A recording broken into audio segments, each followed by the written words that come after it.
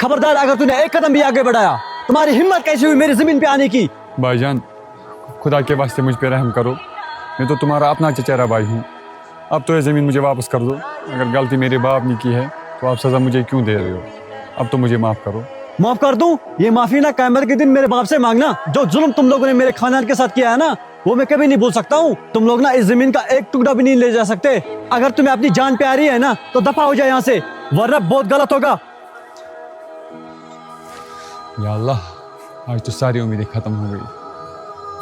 वकील साहब, मेरे चचेरे भाई ने हमारी ज़मीन पे कब्जा कर लिया है। मुझे पता है हम लोगों ने उनके खानदान पे जुल्म किया है और हम अब पछता भी रहे हैं। अब पछताने का क्या फ़ायदा जब उसने ज़मीन पे कब्जा ही कर लिया। तुम्हारे बाप ने जो उनके ख़ानदान पे जुल्म किए वो तो वो कभी नहीं भूलेगा। जब तुम ताकतवर थे तब वो कमज़ोर था, और आज वो ताकतवर है और तुम कमज़ोर। वही तो मैं कह रहा हूँ वकील साहब, अब सारे बड़े बड़े लोग उसकी जेब में हैं। अब उसकी जुल्म की इंतहा इतनी बढ़ गई है, अब हमारे ख़ानदान से बर्दाश्त नहीं हो रहा। तुम भी बर्दाश्त कर लो, रोते क्यों? ये तो तब सोचता था जब तुम्हारे बाप ने उसके बाप को जीते जी मार दिया और उसके ज़मीन पे कब्जा कर लिया। अगर चचा जान जिंदा होते तो मैं इसके कदमों में गिर के माफ़ी मांगता, शायद वो हमें माफ़ भी कर देता। इन भाईजान के दिल में हमारे लिए ज़रा सी भी रहम नहीं है। अब तो आप लोगों को माफ़ नहीं करने का। चला जाए यहाँ से, मैं इसमें कोई मदद नहीं कर सकता तुम्हारी। अबे बुड्ढे, लेके ढूंढ के भी अपनी ज़मीन। तू मर क्यों नहीं जाता? मेरा बहुत तुम पे जुल्म कर रहा था, मैं भी करूंगा। यहाँ पे फूटी कोई नहीं मिलने वाली। तुम तो मेरे बेटे जैसे हो, अब तो ये हमारी ज़मीन वापस कर दो अल्लाह के वास्ते। हम पे इतना जुल्म ना करो।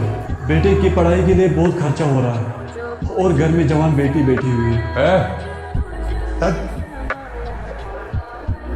मुज़म्मिल साहब, आपके चाचा का लड़का आया था हमारे पास, बोल रहा था कि हमारे लिए केस लड़ लो।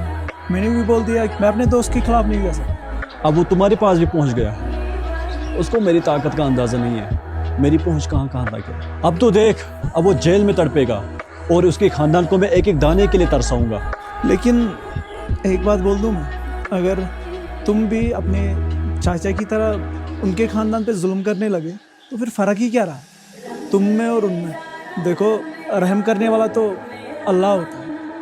अगर इंसान के हाथ में ये फैसले होते तो पता नहीं क्या ही हो जाता।